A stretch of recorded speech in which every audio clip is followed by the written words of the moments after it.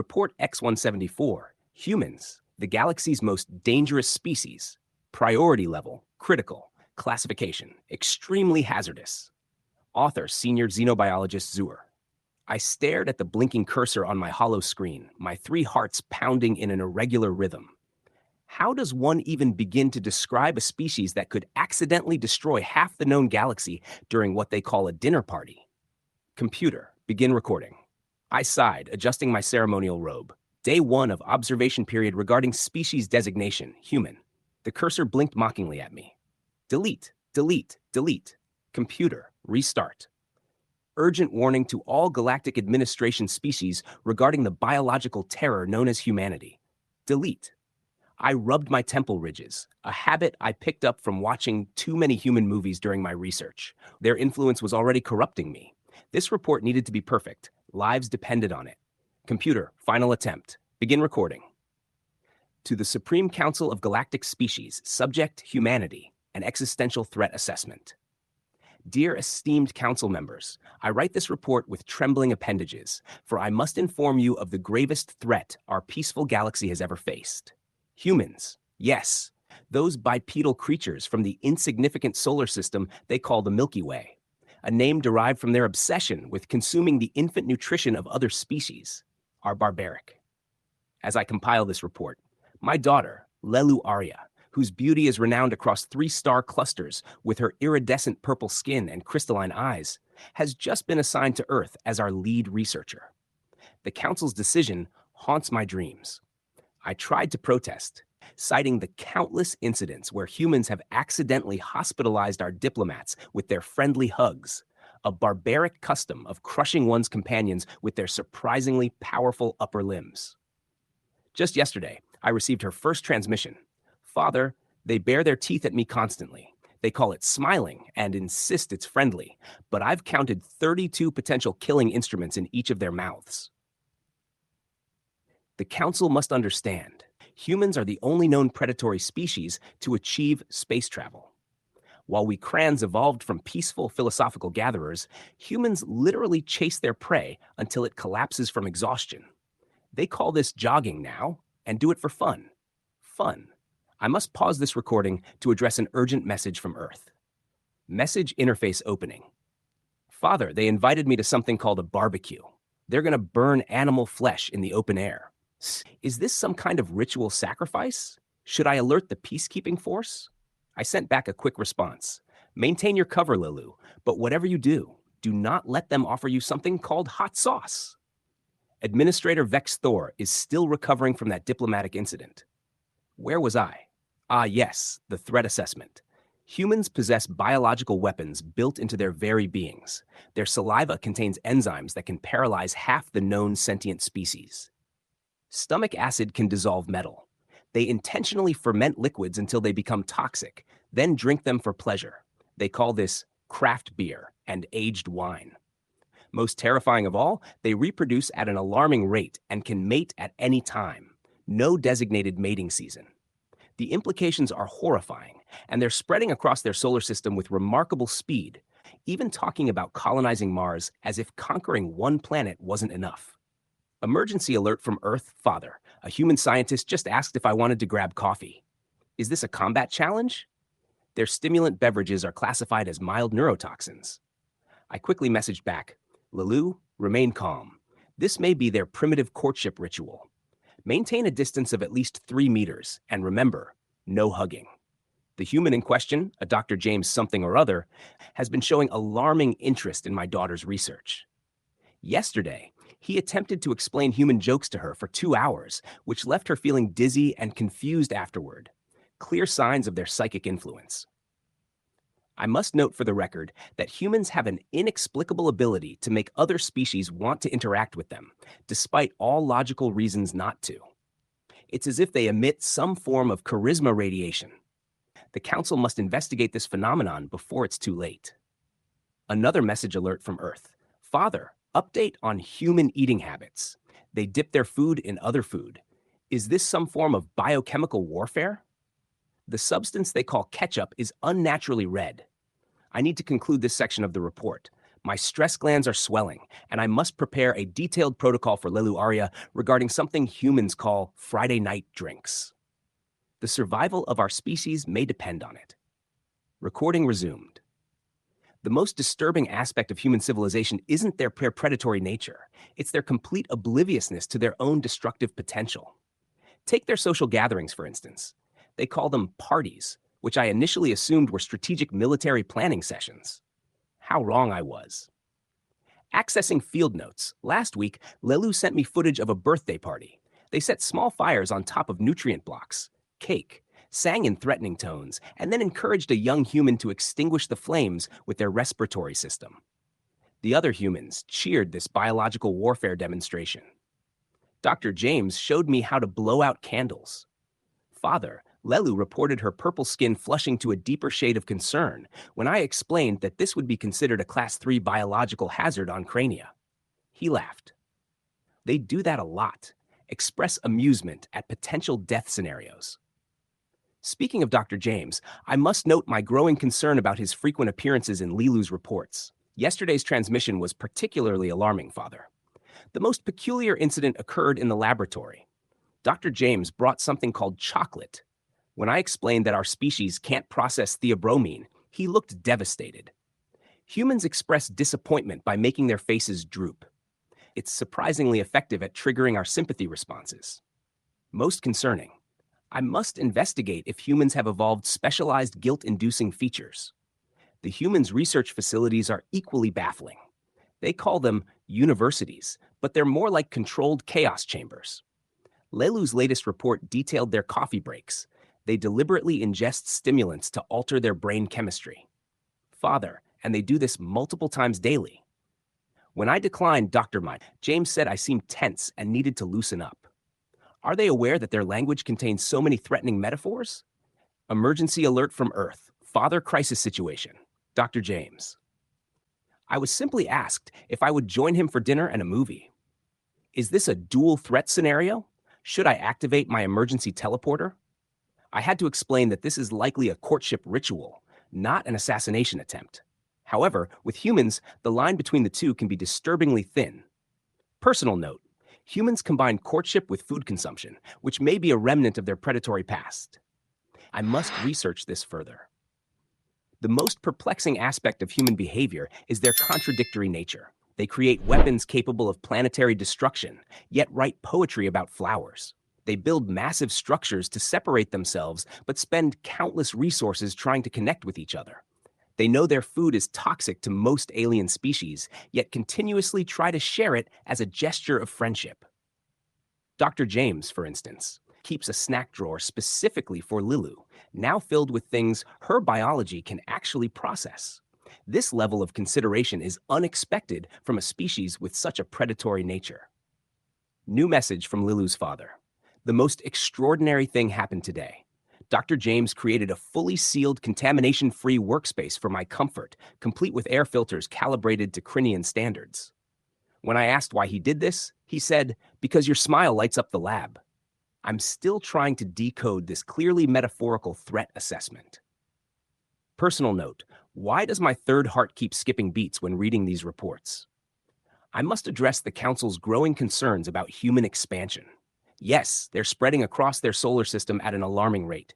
Yes, their technology advances in chaotic, unpredictable bursts. Yes, they seem pathologically incapable of not touching things they discover. But perhaps most dangerous of all is their inexplicable charm. Even I, a seasoned xenobiologist, find myself fascinated by their absurdity, like their habit of keeping smaller predators as pets or how they respond to most problems by either ignoring them completely or throwing all their resources at them simultaneously. Final message of the day from Lelu's father. Dr. James just explained what a date is. I may have accidentally agreed to one. Send help. I need to pause this report to handle the situation. Computer, save draft, and add a footnote. Humans may be the galaxy's greatest threat, not because they'll destroy us, but because they'll make us like them. End of recording for day 1. Personal note, I must remember to delete these emotional tangents before submitting to the Council. Showing too much empathy for humans could be seen as evidence of contamination. Day 47 of human observation. Priority, critical. Status, increasingly alarmed. Computer, resume recording. The situation with humanity has become more dire than initially assessed. My daughter's reports grow more concerning by the day. This morning's transmission left my secondary nervous system in complete shutdown. Father, they have a ritual called handshaking. They deliberately grab each other's appendages. When I declined, they offered something called a fist bump instead. Are they aware their species has invented over 300 diseases through casual contact alone? I need to take a moment to stabilize my breathing apparatus before continuing this report. The human obsession with physical contact defies all logical safety protocols. Incoming emergency alert. Father, a human just performed something called a high five in the lab. The sound barrier was nearly broken, and 3 Xerilon researchers fainted from the pheromone release. Dr. James claims it was to celebrate a breakthrough, but I suspect it is a form of sonic warfare. Day 89, the fondue incident. I must document today's events while they are fresh in my memory, though I suspect the Galactic Administration will be discussing this for decades to come. The incident began in what humans call a break room, a designated space for consuming nutrients and engaging in what they term small talk, which often involves discussions of planetary-scale disasters. Dr. James, apparently attempting to cheer up my daughter after a failed experiment, suggested they try something called fondue. I've attached Lilu's panic transmission. Father, they're melting cheese. The molecular structure is completely destabilized, and then, you won't believe this, they want to dip things into it. The security footage shows Dr. James approaching with the molten substance. Lilu's crystalline eyes widened in horror as she backed away, her purple skin shifting to a distressed lavender. You're really going to dip that into me? Humans are savage beasts. Her scream echoed through 3 levels of the research facility. The Galactic Administration's meme department hasn't stopped circulating the footage. Personal note, I must investigate why humans find terror so amusing. Day 134, language contamination. A most troubling development has occurred. Lilu's reports show increasing signs of human linguistic infection. Today's transmission sent my anxiety glands into overproduction. OMG, Father, you won't believe what happened in the lab today. This bacteria culture is like totally cute. It's literally glowing, like going. I can't even. Emergency protocol initiated. Decontamination team alerted. Linguistic quarantine considered. I had to check the transmission authentication 3 times. My Lilu, top graduate of the Crinian Science Academy, using human slang. The corruption runs deeper than we feared. Additional field notes. Human threat assessment update. Recent observations suggest humans pose even greater risks than previously documented. 1. They routinely launch themselves through the air onto soft surfaces called beds for fun. 2. They willingly consume capsaicin, a chemical weapon for flavor. 3. They expose themselves to massive doses of radiation, which they call. It's sunbathing for them. They deliberately dehydrate themselves with alcohol, then complain about hangovers. Urgent message from Lelu's father. Dr. James just asked if I wanted to try something called spicy ramen. When I expressed concern, he said, YOLO. I suspect this is some kind of death cult mantra. Day 156, the sneeze incident. Today's events require immediate council attention. During a routine lab procedure, a human researcher sneezed. Their violent method of expelling contaminants caused 3 containment breaches, 2 diplomatic incidents, 1 interstellar panic attack, and the complete evacuation of the xenobiology department. Dr. James apparently found this hilarious and offered something called a tissue. We're still analyzing this mysterious paper-based technology. Day 180, growing concerns. I must report a disturbing trend. Humans are spreading their chaos across space at an alarming rate. They've begun something called space tourism, deliberately launching untrained civilians into orbit for fun. Their response to the vacuum of space? Cool. More worrying still, Lilu's reports show increasing signs of human behavior adoption. Father, I caught myself doing this thing called dancing yesterday in the lab to something called K-pop. Dr. James says I have moves. Is this a medical condition? Private note, must research human mind control techniques. Day 200, the coffee machine incident. Today's report requires a strong warning label. Humans have created a device that concentrates their stimulant of choice into what they call espresso. The machine makes a sound like a dying Plutonian whale and releases enough steam to power a small spacecraft. Lulu's message was particularly concerning, Father. They have something called a coffee loyalty card. 10 purchases, and you get one free. Is this how they recruit other species into their stimulant dependency cult? Personal observation. Why do I find myself craving this cappuccino substance? Day 225. Escalating absurdity. The humans have now introduced something called Casual Friday to the research facility. Apparently, this involves wearing different fabric configurations and reducing formal protocols by 47.3%. 3 Voloran scientists resigned in protest. Dr. James arrived wearing something called a Hawaiian shirt with patterns so chaotic they violated several intergalactic color treaties. Message from Lou. Father, I think I'm developing an immunity to human chaos. Today, someone microwaved fish in the break room, and I only had 2 panic attacks instead of the usual 5. Also, Dr. James says my purple skin is totally awesome. Should I report? I must conclude this section of the report here, as my stress reduction chamber needs recalibrating, and I've just received another emergency alert. Apparently, humans have invented something called karaoke. End of day 225. Recording. 7 years have passed since the official report X174. Final entry. Priority level, personal classification, complicated. Computer, begin final recording for the Human Observation Report. I sit here in my private study on Kenya 4, attempting to summarize a year of studying humanity's terrifying, fascinating, and absolutely confounding nature.